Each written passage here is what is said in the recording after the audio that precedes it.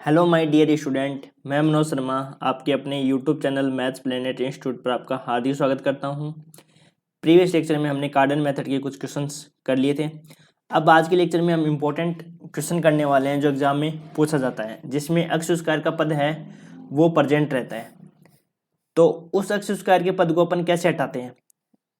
अपना जो एग्जाम्पल है अगला, वो एग्जाम्पल नंबर है अपना, एग्जाम्पल नंबर है 4 और 5, वो इसी पे बेस्ड है। एग्जाम्पल नंबर 4 और एग्जाम्पल नंबर 5 है वो इसी पे बेस्ड है। तो ये सवाल अपना जो है x cube minus 15x² minus 33x minus plus 847 equal to 0, ये सवाल है। अब अपन देखो इस जो क्वेश्चन, यदि अपने पास एक्स स्क्वायर का पद होता है उसको अपन कैसे करते हैं। मैंने आपको बताया था कि जिसमें मान लो एक्स स्क्वायर का पद नहीं होना चाहिए, जब हमने त्रिघात समीकरण को हल करने का जो कार्डन मेथड पढ़ा था, उस कार्डन मेथड में मैंने नोट लगा के आपको दो बात लिखाई थी। एक तो इसमें ये बताया था कि इसमें एक्स स्क्वायर का जो पद है ना वो क्या होना चाहिए, अनुपस्थित होना चाहिए। एक्स स्क्वायर का पद क्या होना चाहिए, अनुपस्थित होना चाहिए, एब्सेंट होना चाहिए, तभी अपन उस कार्डन मेथड से उसको सोल्व कर सकते हैं। तो अब एक्स स्क्वायर का पद अपन इस सवाल में कैसे हटाएंगे? एक्स स्क्वायर का पद हटाने की एक प्रोसेस है छोटी सी, उस प्रोसेस को अपन को फॉलो करना पड़ेगा। उसी प्रोसेस से फिर अपन क्या करेंगे, यहाँ से एक्स स्क्वायर का पद जो है वो इसको अपन क्या कर देंगे, रिमूव कर देंगे, और फिर अपने पास जो समीकरण बचेगी वो आपकी एक्स क्यूब में और एक्स का कोफिशिएंट ही बचेगा, जिसके बाद में अपन उसको कार्डन मेथड से सोल्व कर पाएंगे। फिर उसके बाद में वही सेम प्रोसेस जो हमने अभी तक के क्वेश्चन में अप्लाई करी है। ठीक है, अब देखो इसमें पदों का निष्कासन, मान लो किसी भी पद को हटाना हो, एक्स वाला पद हटाना हो, एक्स स्क्वायर वाला पद हटाना हो, किसी भी पद को रिमूव कैसे किया जाता है, इसलिए अपन इसको पहले थोड़े से इसकी थ्योरी पढ़ लेते हैं। तो फिर अपन इस क्वेश्चन पे क्या करेंगे, इसको अप्लाई करेंगे। तो देखो सबसे पहले हमने समीकरण मान ली, ये समीकरण है a0x⁴n plus a1x⁴n-1 plus an equal to 0। यदि मान लो इस समीकरण के मूल्यों को अपन को h बढ़ाना हो, h इंक्रीज करना हो, तब रूपांतरित समीकरण कैसे बनेगी? तो अपन क्या करेंगे, h बढ़ाना है तो अपन को क्या करना है, x प्लस एच की पावर, x की जगह क्या रखना है, x प्लस एच, क्योंकि बढ़ा रहे हैं ना h को मूलों को, तो x प्लस एच की पावर n रख देंगे। तो जहां जहां पे x है वहां पे x प्लस एच अपन पुट कर देंगे। ठीक है, फिर इसके बाद में देखो हमने इसको सोल्व किया बाइनोमियल थ्योरम से, तो आपको पता है कि x प्लस ए की पावर n कैसे सोल्व की जाती है। बाइनोमियल थ्योरम से क्या फॉर्मूला होता है, x प्लस ए की पावर n का क्या सूत्र होता है, NC0 x की पावर n a की पावर 0। एक पद की पावर तो क्या होती है, घटती जाती है, और एक पद की पावर क्या होती है, बढ़ती जाती है। जैसे NC0 x की पावर n a की पावर 0, NC1 x की पावर n-1 और a की power 1 plus so on, last में एक पावर तो क्या हो जाएगी, लास्ट में आ जाएगा अपने पास NCn x की पावर 0 और a की पावर n, ये अपने पास आ जाएगा। बाइनोमियल थ्योरम आपने पढ़ा होगा। तो देखो इस पे बाइनोमियल थ्योरम अप्लाई करते हैं अपन। NC0 x की पावर n हो जाएगा और h की पावर 0 प्लस NC1 x की पावर n-1 और h की पावर 1 हो जाएगी, एंड सो ऑन चलता रहेगा। फिर इस वाले पद पर अप्लाई करेंगे, तब इसमें अप्लाई करेंगे तब क्या होगा, n-1 C0 x की पावर n-1 है ना, और h की पावर 0, फिर n-2 C1 x की पावर n-2 है ना, n-1 ही तो आएगा यहाँ पे, मैंने n-2 कर दिया, यहाँ पे n-1 ही आएगा। n-1 C1 x की पावर n-2 और फिर h की पावर 1, लेकिन अपने को यहीं तक दो पद ही चाहिए, अपने को ज्यादा पद इसमें नहीं चाहिए, तो दो पदों को ही हमने क्या किया, सोल्व किया है। ठीक है, फिर इसके बाद में हमने क्या किया, जो x की पावर n है ना, x की पावर n, फिर इसको सोल्व किया तो NC0 का मान कितना होता है, आपने ये पढ़ा होगा कॉम्बिनेशन परमुटेशन कॉम्बिनेशन का। NC0 का मान कितना होता है, NCR का सूत्र क्या होता है अपने पास, NCR इक्वल टू होता है factorial n upon factorial r factorial n-r, ये सूत्र पढ़ा होगा आपने।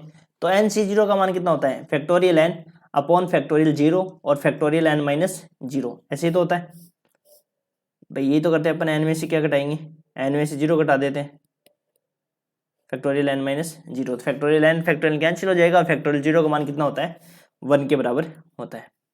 ठीक है, यहाँ तक क्लियर है। फिर NC1 का मान निकालेंगे, तो देखो NC1 में क्या करेंगे, factorial n upon factorial n-1 into factorial 1। अब देखो इसको ओपन कैसे करते हैं, फैक्टोरियल कैसे खोलता है, जैसे फैक्टोरियल 6 होता है ना, कैसे खोलता है, 6 इंटू एक पावर कम हो जाती है फैक्टोरियल 5। तो इसी प्रकार एन फैक्टोरियल खोल लेंगे ना, तो इसको एक बार खोल के बता देता हूँ मैं, देखो NC1 को कैसे खोलते हैं।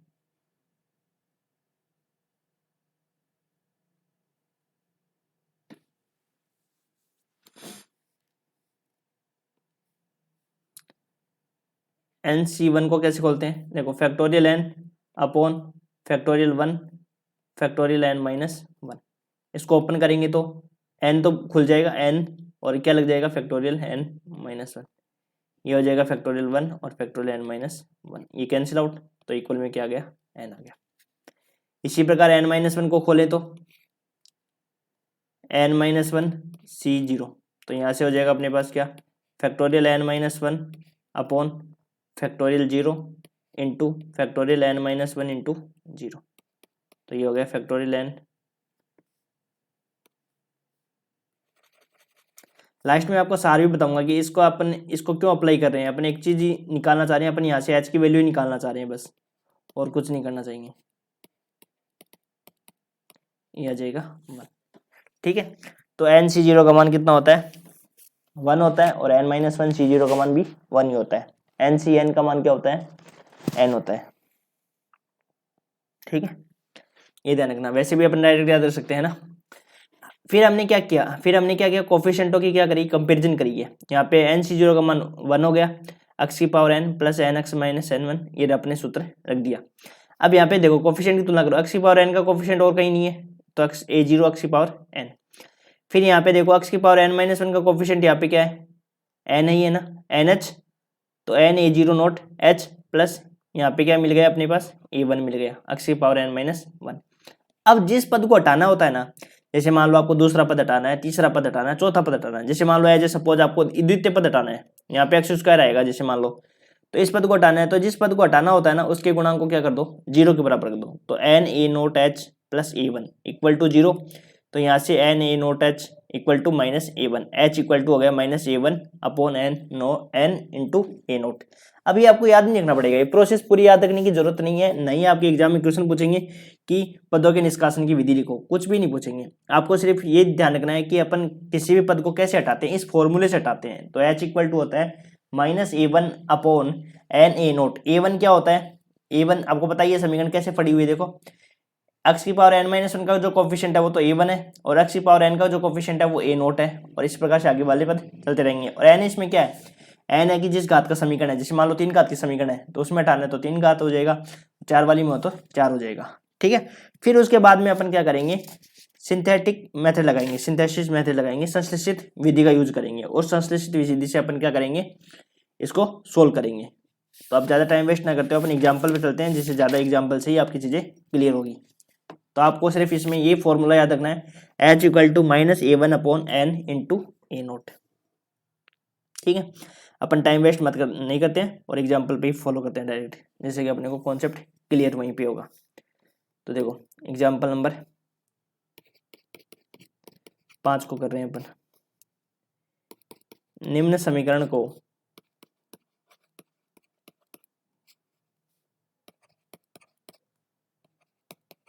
अब ये आपको प्रोसेस ध्यान में रहे पूरी तो ठीक है, नहीं तो आपको मैन तो लास्ट वाला ये फॉर्मूला है ना, वही याद रखना है बस आपको।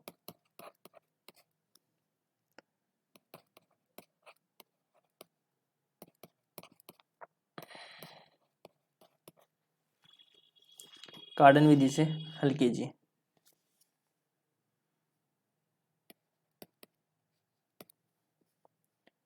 समीकरण अपने पास है x cube minus 15x square minus 33x plus 8470 equal to 0। आज अपना कार्डन मेथड कंप्लीट हो जाएगा, और कार्डन मेथड के 2 सवाल ही बचे, जिसमें एक्स स्क्वायर के पद होते हैं, तो उसमें अपन एक्स स्क्वायर के पद को कैसे हटाते हैं, और हटाने के बाद में अपन का जो बच का समीकरण है ना, उसको अपन कार्डन मेथड से कैसे सोल्व करते हैं। तो देखो सबसे पहले अपने को दी हुई समीकरण क्या है, दिया हुआ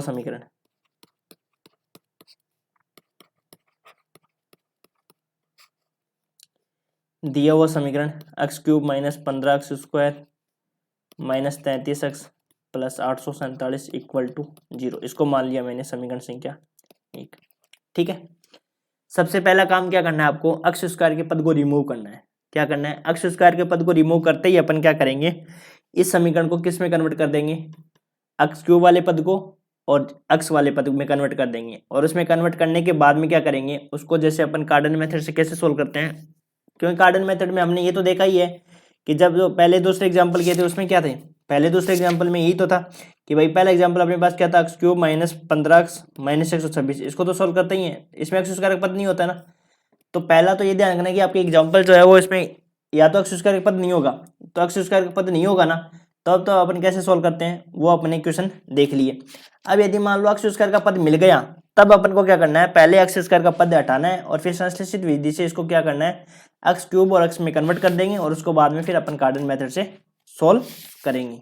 ठीक है, अब इसकी पूरी प्रोसेस आपको इस एग्जाम्पल में समझ में आ जाएगी कि कैसे अपन इस क्वेश्चन को सोल्व करना है, और ये क्वेश्चन एग्जाम में पूछा हुआ है। ठीक है ना, तो देखो सबसे पहले अपन क्या करेंगे, समीकरण एक के द्वितीय पद को हटाने के लिए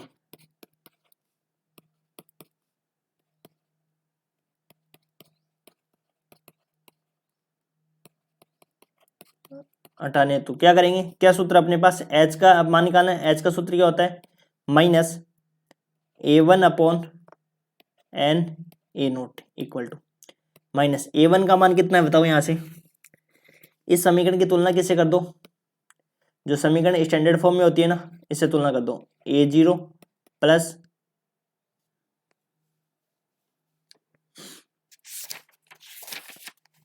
हमने जो आर्टिकल किया है ना वैसे ही अपन इस क्वेश्चन को सोल्व करेंगे। A0 एक्स की पावर n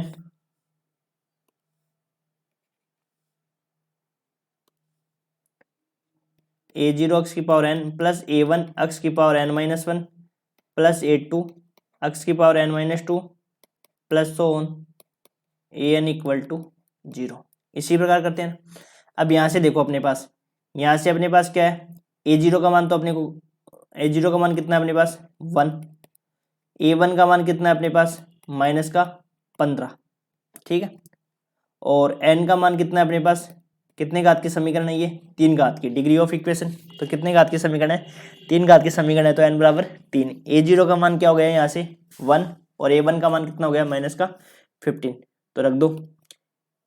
A1 का मान कितना है माइनस का 15, तो माइनस 15 माइनस है वो ऑलरेडी इसके पहले है। n का मान कितना है 3 इंटू A0 का मान कितना है 1, तो ये हो गया 15/3 5, ये अपने पास आ गया h का मान 5। अब देखो इसके बाद में क्या करते हैं अपन, ये तो हमने क्या किया, h को हटाया है, मतलब इसमें जो 2 घात के समीकरण है उसको हटाने के लिए जो h यूज किया था उस h का मान हमने निकाला है। इसके बाद में अपने को संश्लेषित विधि की यूज करनी है। संश्लेषित विधि कैसे यूज करेंगे, क्योंकि अपन डायरेक्ट इसी चैप्टर को कर रहे हैं ना, इसलिए अपने को संश्लेषित विधि भी पढ़ाना पड़ेगा मेरे को, और तभी आपको कॉन्सेप्ट क्लियर होगा। नहीं तो जैसे अपन स्टार्टिंग से पढ़ते हैं तो इसमें क्या होता कि संश्लेषित विधि दी हुई है आपकी पहले, इससे पहले चैप्टर में संश्लेषित विधि में, पर आपको इसमें भी समझ में आ जाएगा, टेंशन मत लो आप।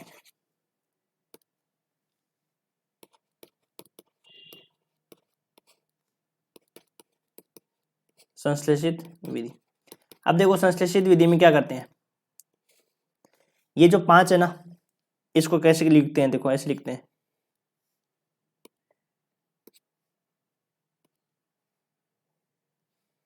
देखो सबसे पहले यहाँ पे कोफिशिएंट देखो, एक्स क्यूब का कोफिशिएंट क्या है अपने पास 1।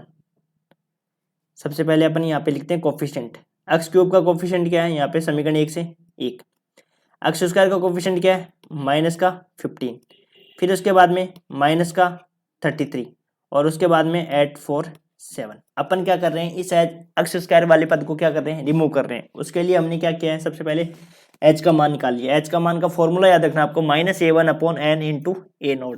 A1 आपका क्या है, एक्स की पावर 2 का गुणांक है, और A0 क्या है जो हाईएस्ट पावर उसका कोफिशिएंट है, और एन अपने पास है कि कितने डिग्री की इक्वेशन है। तो पहले क्या करेंगे, कोफिशिएंट रखेंगे, ये संश्लेषित विधि आपकी, तो 1 माइनस का 15 माइनस का 33 और 847। तो सबसे पहले जब भी आपके एक्स स्क्वायर का कोफिशिएंट दे रखा हो, कार्डन मेथड से उसको सोल्व करना है, तो सबसे पहले अपन क्या करेंगे, एच का मान निकालेंगे और फिर संश्लेषित विधि का यूज करेंगे। और उस संश्लेषित विधि का यूज करने के बाद में ये समीकरण जो होगी वो आपकी किस में कन्वर्ट हो जाएगी, एक्स स्क्वायर के कोफिशिएंट को हटा के बन जाएगी। देखो कैसे, सबसे पहले यहाँ पे जो अपने एच का मान निकला है ना उसको यहाँ लिखेंगे 5, माइनस का होगा तो माइनस लिखेंगे और प्लस का होगा तो प्लस लिखेंगे। ठीक है, पहले वाला जो पद है ना यहाँ पे हमेशा क्या करेंगे, जीरो रखेंगे। यहाँ पे हमेशा क्या करेंगे, जीरो रखेंगे और यहाँ पे अपन लाइन खींच देंगे। ठीक है, पहला पद जो है वो हमेशा क्या करेंगे, जीरो रखेंगे। अब इन दोनों को जोड़ो, 1 + 0 कितने हो गए, 1।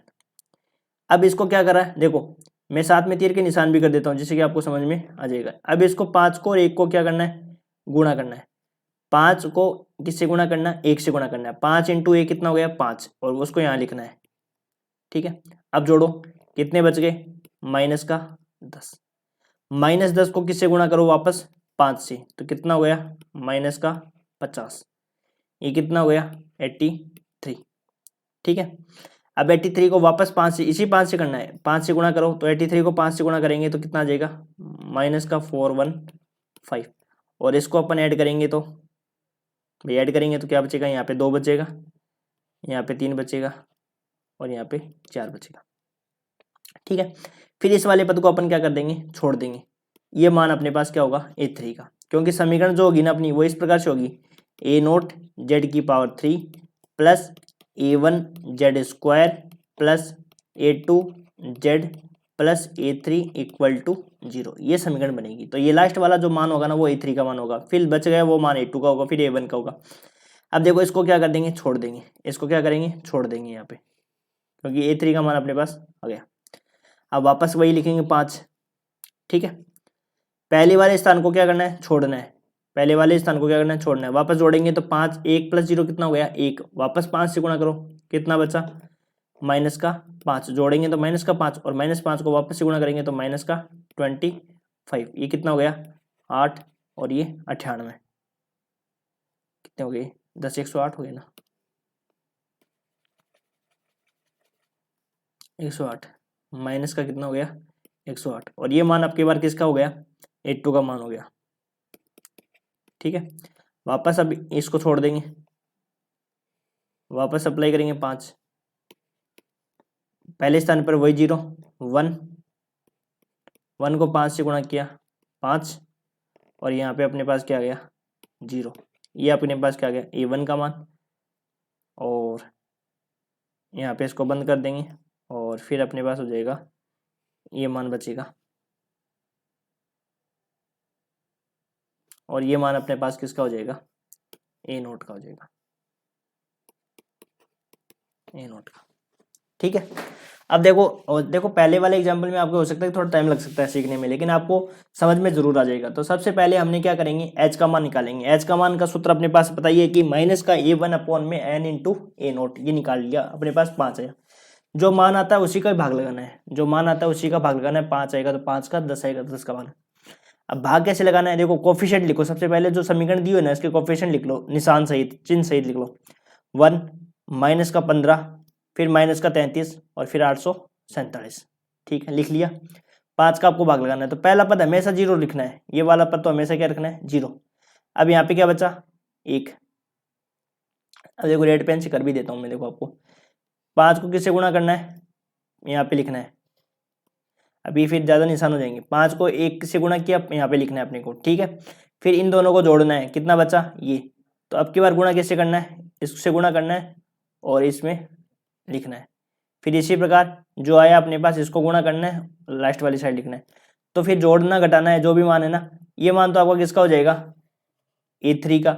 फिर एक वाले पद को वापस दूसरी प्रोसेस में करेंगे तब A2 का मान निकल जाएगा। फिर एक वाली चीज को छोड़ेंगे तब अपने पास A1 का, और लास्ट वाला मान अपने पास किसका हो जाएगा, A0 का हो जाएगा। इनको हटाना पड़ेगा, देखो तीर बहुत लग जाएंगे इसमें।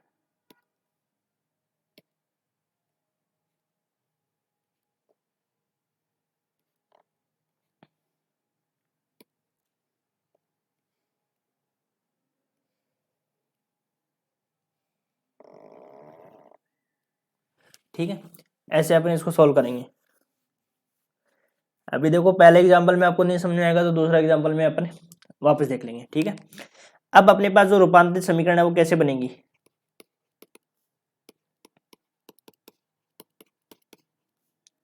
रूपांतरित समीकरण कैसे बनेगी, अपनी रूपांतरित समीकरण का फॉर्मेट ये रहेगा ए नोट जेड की पावर 3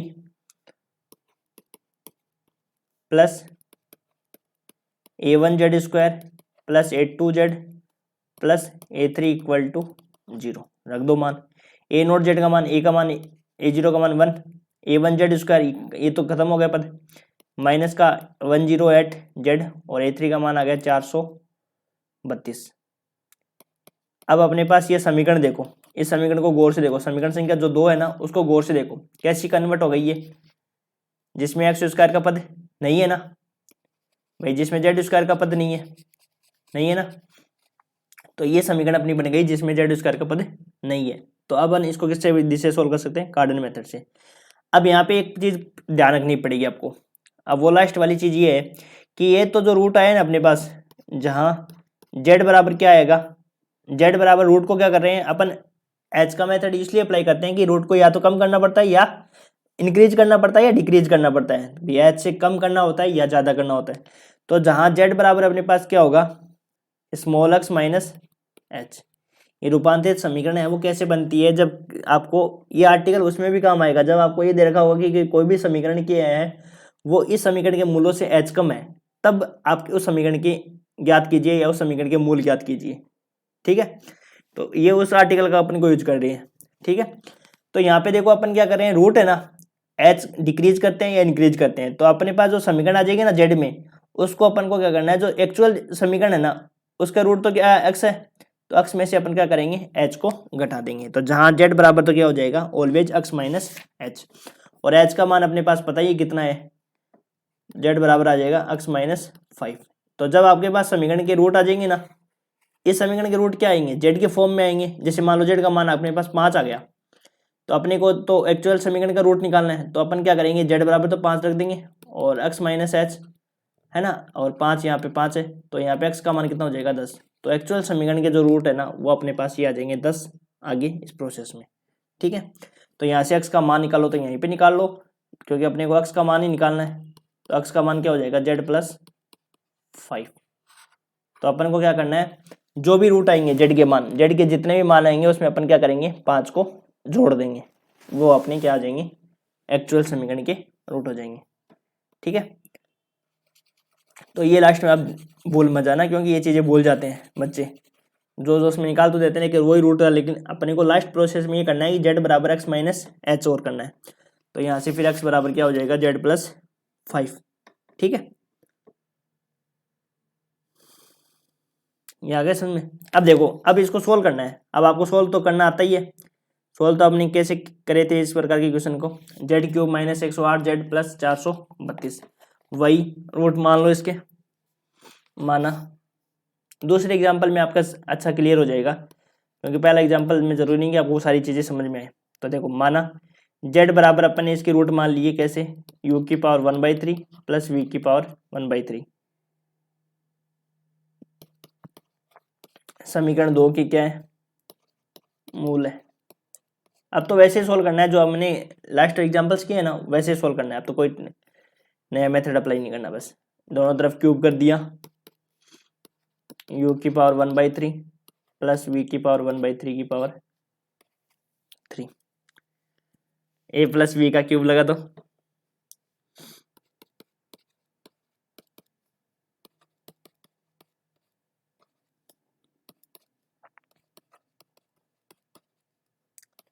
प्लस 3 u की पावर 1/3 v की पावर 1/3।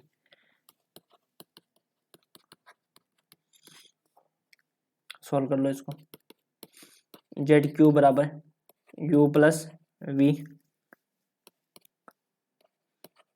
3u की पावर 1/3 v की पावर 1/3 इंटू जेड। इसको इधर ले आओ। अब तो ज़्यादा समझाने की जरूरत नहीं है, क्योंकि आपने यदि लास्ट वाले मेथड, लास्ट वाले सवाल है वो अच्छे से किए हैं तो आपको आराम से समझ में आ जाएगा। माइनस यू प्लस वी, और ये आपको समझ में, जो इससे पहले एग्जाम्पल करे हैं उसके आपको वीडियो है वो प्रोवाइड करवा रखे हैं।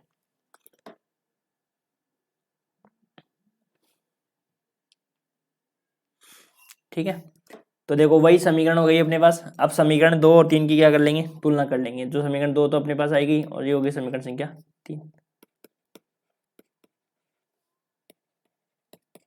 समीकरण 2 व 3 की तुलना करने पर।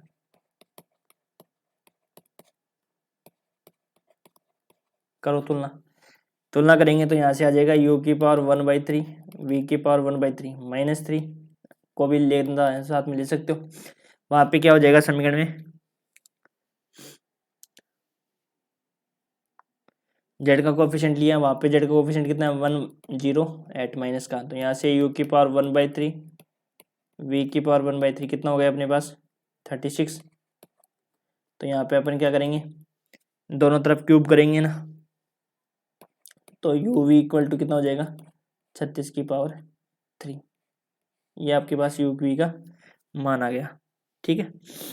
और फिर अपन इसका कोफिशिएंट की तुलना और कर लो, minus u plus v equal to minus का 432। तो यहाँ से क्या हो गया u प्लस वी का मान कितना हो जाएगा 432। ये u प्लस वी के मान आ गया। अब u और v यदि निम्न द्विघात समीकरण के मूल हो तब टी स्क्वायर माइनस मूलों का योग प्लस मूलों का गुणनफल। अब तो देखो ज्यादा समझाने की जरूरत है नहीं आपको, इसलिए u तथा v निम्न द्विघात समीकरण के मूल है, निम्न समीकरण के मूल है तो टी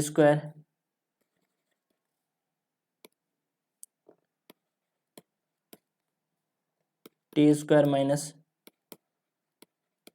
मूलों का योग इंटू टी प्लस मूलों का गुणनफल equal to 0। T square minus मूलों का योग इंटू टी प्लस मूलों का गुणनफल। तो टी स्क्वायर माइनस मूलों का योग कितने आए थे अपने पास u प्लस वी का मान,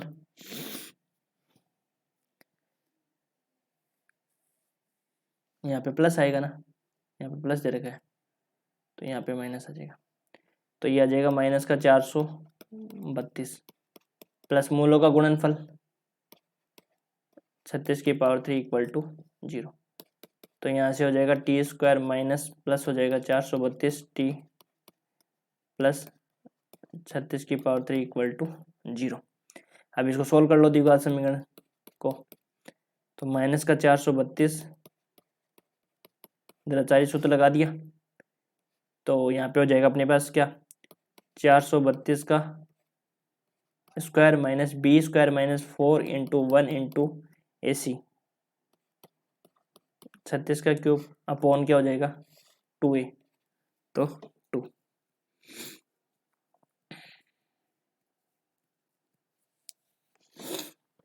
देखो सोल्व कर दो अब इसको, t इक्वल टू माइनस का 432 प्लस माइनस 432 का स्क्वायर, ठीक है। तो यहाँ पे आ जाएगा 432 का स्क्वायर माइनस इसको 4 से गुणा करो, देखो 36 को 36 से गुणा करेंगे तो क्या आएगा अपने पास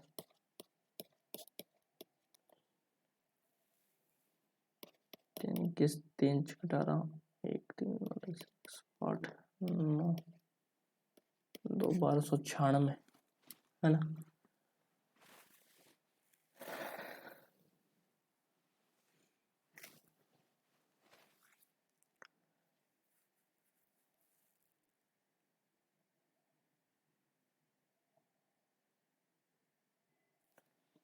देखो कैलकुलेटर में कर लेते हैं,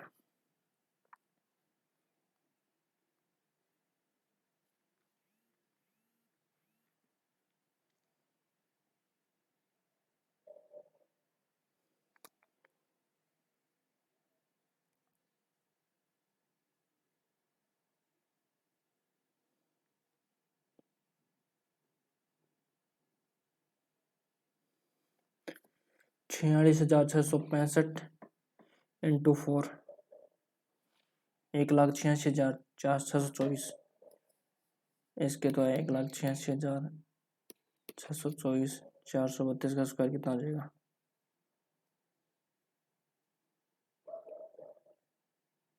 दोनों बराबर ही आ रहे हैं। तो यहाँ से देखो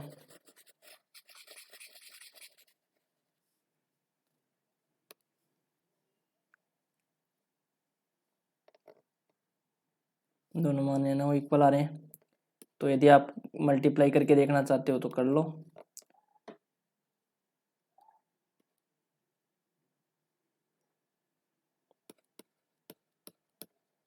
1,86,624 इसी के आ रहे हैं, 624 इसी के आ रहे हैं।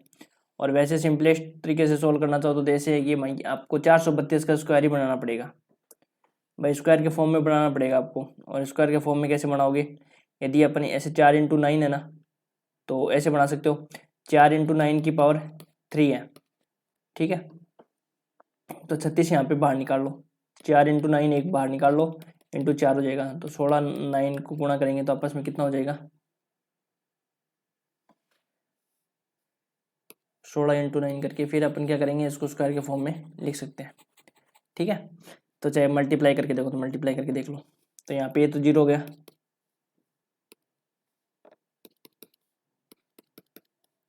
तो यहाँ पे हो जाएगा अपने पास क्या, माइनस का 432 प्लस, और ये हो गया अपने पास 0/2। तो यहाँ से t का मान अपने पास क्या गया, माइनस का 216। यही u का मान है और यही v का मान है, क्योंकि द्विघात समीकरण t में है, लेकिन एक्चुअल में रूट क्या है इसके, u और v है ना। तो u और v कितना आ जाएगा अपने पास, माइनस का 216। तो यहाँ से हो जाएगा अपने पास क्या,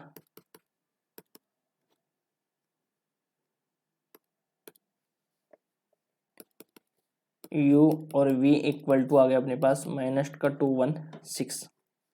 तो यहाँ से क्या आ जाएगा, u की पावर 1/3 इक्वल टू आ जाएगा अपने पास क्या, माइनस 216 की पावर 1/3। तो यहाँ से u की पावर 1/3 का मान आ गया अपने पास माइनस का 6, और यहीं से v की पावर 1/3 का मान क्या आ गया, माइनस का 6 आ गया, ठीक है।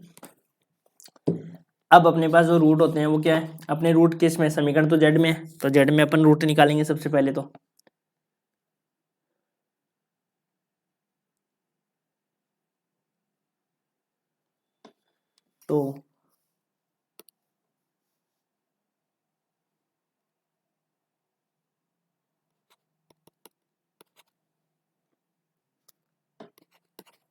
जेड में त्रिघात समीकरण के मूल,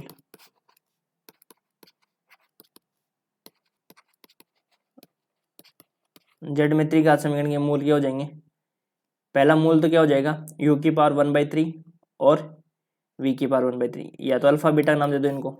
तो एक रूट तो हो जाएगा u की पावर 1/3 और v की पावर 1/3, तो -6 और -6 कितने हो गए, -12। दूसरे रूट का नाम मैं दे देता हूँ, बीटा नाम देता हूँ, ठीक है।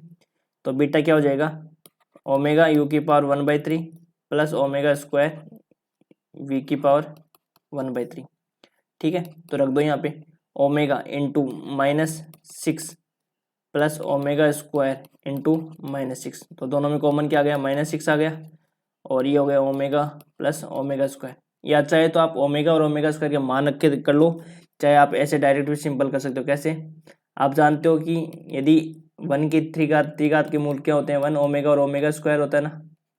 तो 1 plus omega, omega plus omega square, ये किसके बराबर होता है, 0 के बराबर होता है। तो यहाँ से ओमेगा और ओमेगा स्क्वायर किसके बराबर हो जाएगा, -1 के बराबर हो जाएगा।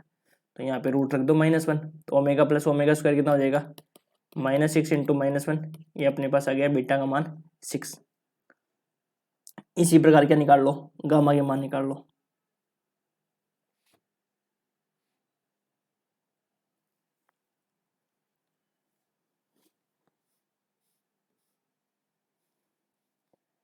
तो अपने पास गामा क्या आ जाएगा यहाँ से,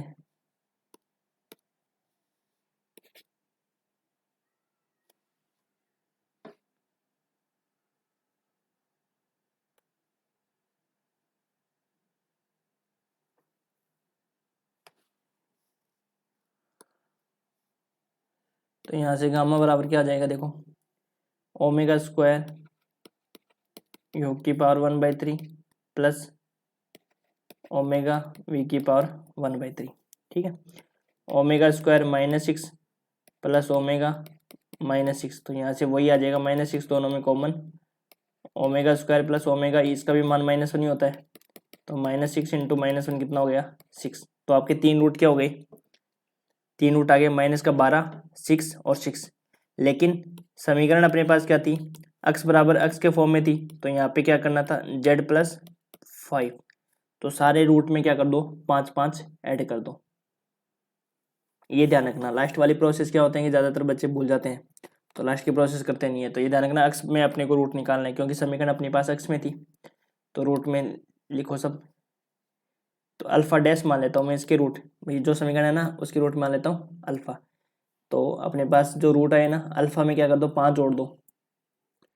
भाई एक ही बात है, यहाँ पे जेड के मान है, जेड के मान लिख लो, चाहे अल्फा में क्या करना है, 5 जोड़ दो। तो अल्फा में पहला अल्फा कितना है अपने पास, -12, -12 + 5 कितने हो गए, -7। यदि मैं बीटा डैश का मान निकालना चाहूँ तो बीटा में क्या कर दूँ, 5 में जोड़ दो। बीटा ही है ना, इस जेड में जो समीकरण थी ना उसके तो रूट माने मैंने अल्फा बीटा गामा, और अक्स के रूट माने वो मैंने अल्फा डैश बीटा डैश और गामा डैश। तो चाहे लिख लो चाहे डायरेक्ट आप कर लो, एक ही बात है। कहने का मतलब है कि सब ये जो रूट आए ना उनमें सब में 5 5 जोड़ना है, बस यही प्रोसेस है। 6 + 5 कितने हो जाएंगे, 11। और इसमें भी क्या हो जाएंगे, 6 + 5 कितने हो जाएंगे, 11। ये आपके समीकरण की क्या हो जाएंगे, रूट्स हो जाएंगे। अतः अभिष्ट समीकरण के जो अभिष्ट त्रिघा समीकरण है उसके मूल क्या हो जाएंगे अपने पास, -7, 11 और 11।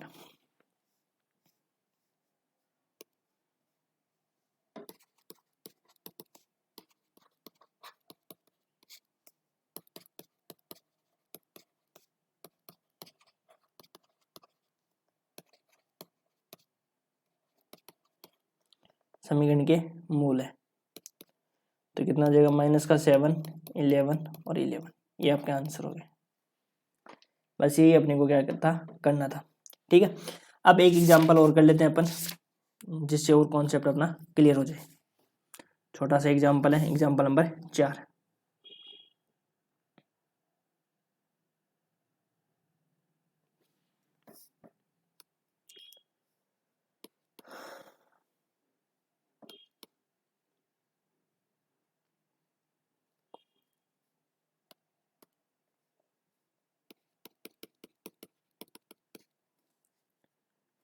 समीकरण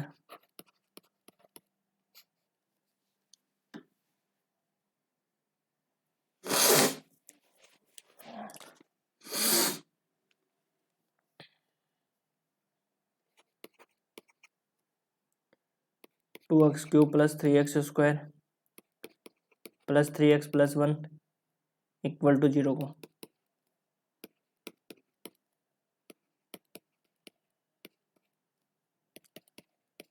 कार्डन विधि से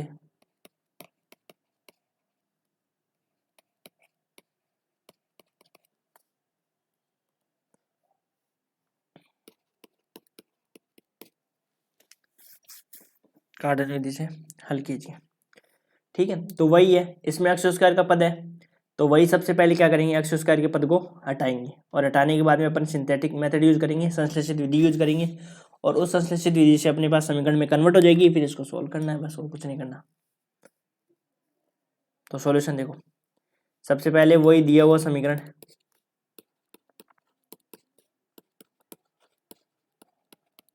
दिया हुआ समीकरण क्या है, 2x³ + 3x² + 3x + 1 = 0। समीकरण 1 के द्वितीय पद को हटाने के लिए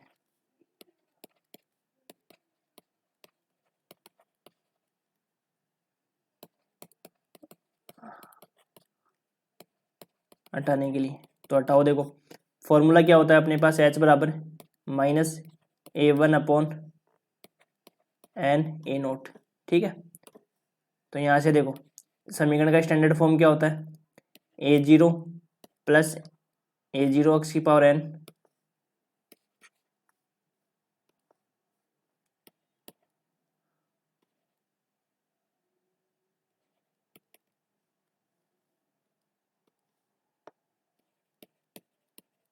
प्लस a1 x की power n -1 plus dash dash dash an = 0। तो यहाँ से बताओ a0 का मान 2, a1 का मान 3 और n का मान कितना है अपने पास 3। इसको रख दो यहाँ पे, -a1 कितना है 3, n कितना 3 इंटू ए नोट का मान कितना है 2, तो ये आ गया अपने पास माइनस का 1/2। तो भाग किसका लगाना है, -1/2 का भाग लगाना है। और फिर जो रूट है ना वो क्या हो जाएंगे आपके, x बराबर, अपन रूट को क्या कर रहे हैं, कम कर रहे हैं ना, उसमें भी x माइनस एच था तो इसमें x प्लस 1/2 हो जाएगा। तो जितने भी रूट आएंगे ना उसमें 1/2 प्लस के घटा देंगे। तो देखो कैसे, अब संश्लेषित विधि यूज करते हैं।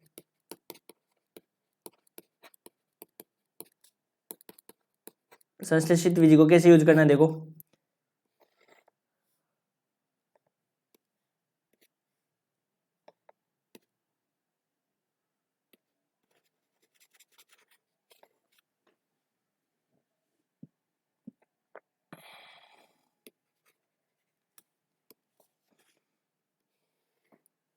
तो यहाँ देखो पहले कोफिशिएंट लिखो सबके 2, जो समीकरण दी हुई है ना समीकरण 1 उसमें कोफिशिएंट लिखो 2 3 3 1, ये हो गया 2 3 3 1 हो गया। और बाकी इसका लगाना है माइनस का 1/2। ठीक है, पहले पद को तो छोड़ना है, खाली 0 लिखना है उसकी जगह। तो लगाओ भाग, इसमें लिखना चाहो तो ऐसे करना चाहो तो एक ही बात है, नहीं करना चाहो तो देखो कितना भाग, इनको ऐड कर लो, 2 + 0 कितना हो गया 2, 2 से क्या करेंगे इसको मल्टीप्लाई, तो कितना आ जाएगा माइनस का 1। अब 3 में से 1 गया 2, 2 से इसको मल्टीप्लाई करेंगे तो कितना आएगा माइनस का 1, और ये कितना आ गया 2, 2 से वापस करेंगे तो माइनस का 1, और ये हो जाएगा अपने पास 0। और ये किसका मान आ गया अपने पास, A3 का मान आ गया। अब एक एक पद को हटाते रहो, बस भाग देते जाओ। माइनस का 1/2, पहला पद 0 रखना है, इसमें कितना हो गया 2, यहाँ पे आ गया -1, -1 से इसको मल्टीप्लाई करेंगे, मतलब -1 और 2 में ऐड करेंगे तो कितना आएगा 1, है ना। और यहाँ पे आ जाएगा माइनस का 1/2, 2 में से 1/2 गया तो कितना बचेगा 3/2। ये अपने पास किसका मान हो गया A2 का। तो यहाँ पे वापस -1/2 से भाग लगाओ, तो ये पहला पद तो 0 ही आएगा 2, यहाँ पे आ जाएगा -1, ये हो जाएगा अपने पास 0, और ये हो जाएगी अपने पास किसकी वैल्यू A1 की वैल्यू, और ये बच गई वो वैल्यू किसकी हो जाएगी,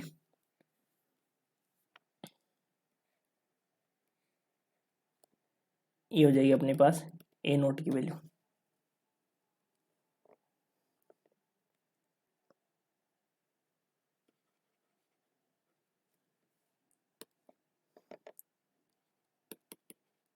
A0 की वैल्यू, ठीक है। ये अपना क्या होता है, संश्लेषित विधि का यूज करना है, वो हमने कर लिया। अब अपने को जो समीकरण होती है वो क्या होती है, A0 z⁻³ + A1 z² + A2 z + A3। तो उसमें अपन लिख देंगे इसको,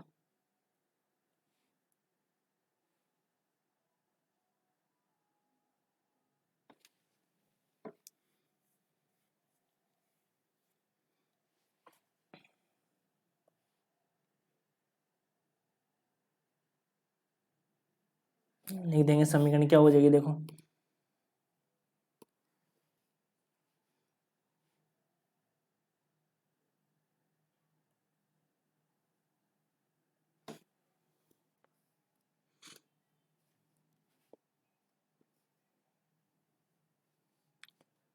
अतः रूपांतरित समीकरण क्या हो जाएगी अपने पास,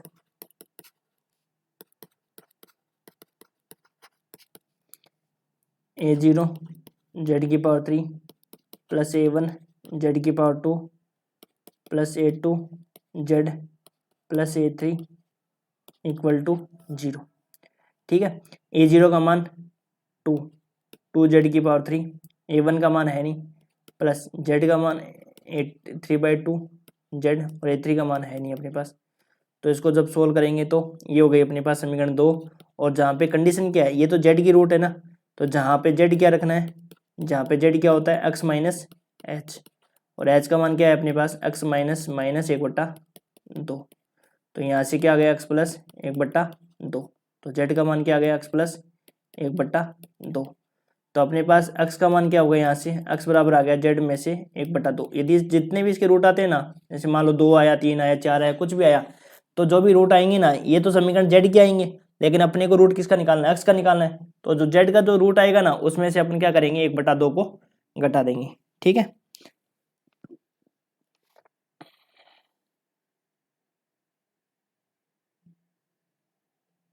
ठीक है।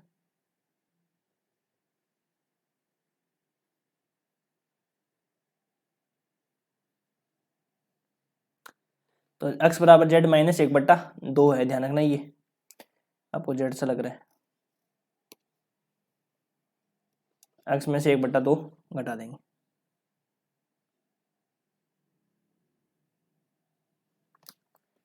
ठीक है, यहाँ तक क्लियर है। अब निकाल लो समीकरण के रूट।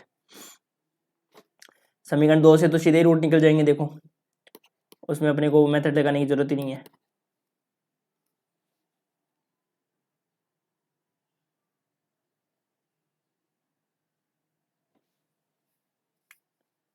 समीकरण 2 से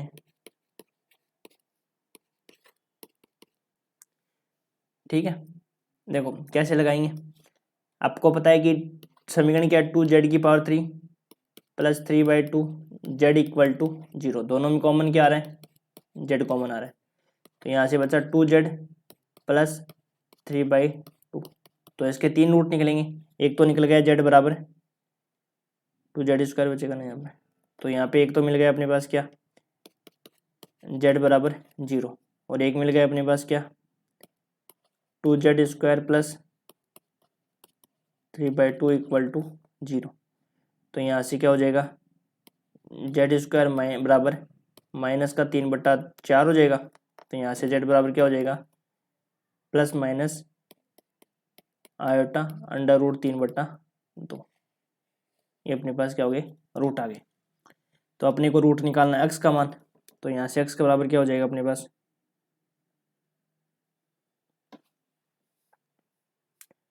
चूंकि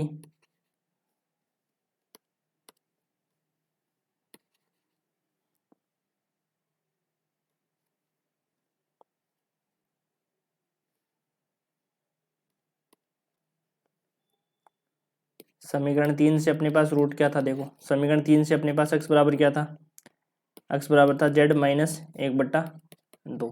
तो निकालो रूट, क्या हो जाएंगे, अल्फा नाम दो तो अल्फा बराबर, ये अल्फा डैश नाम दे दो, x वाले को अल्फा डैश नाम दिए।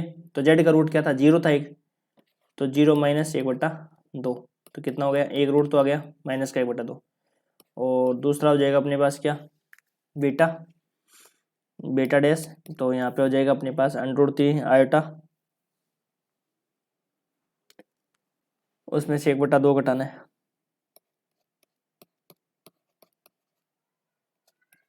में से 1/2 घटाना है। तो ये हो जाएगा प्लस माइनस, प्लस ले लो, चाहिए की बात है, पहले प्लस ले लो, अलग अलग शो कर दो चाहे।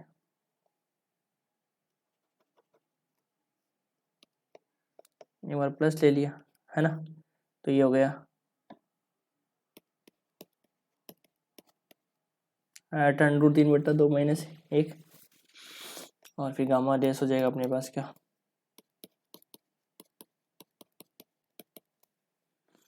-√3 - 1/2। एक ही बात है ना, ये आपकी क्या हो जाएंगे, आंसर हो जाएंगे। अब आप वाली बुक में शायद मिस्टेक है या देखना पड़ेगा। तो ये आपके रूट आ जाएंगे, क्योंकि अपने जेड का मान क्या है, 0, और ये रूट आ गया, तो उसमें से आपको 1/2 माइनस करना है। ठीक है, ये आपका आंसर हो गया। अब अपना कार्डन मेथड तो कंप्लीट हो गया। ठीक है, कार्डन मेथड तो कंप्लीट हो गया।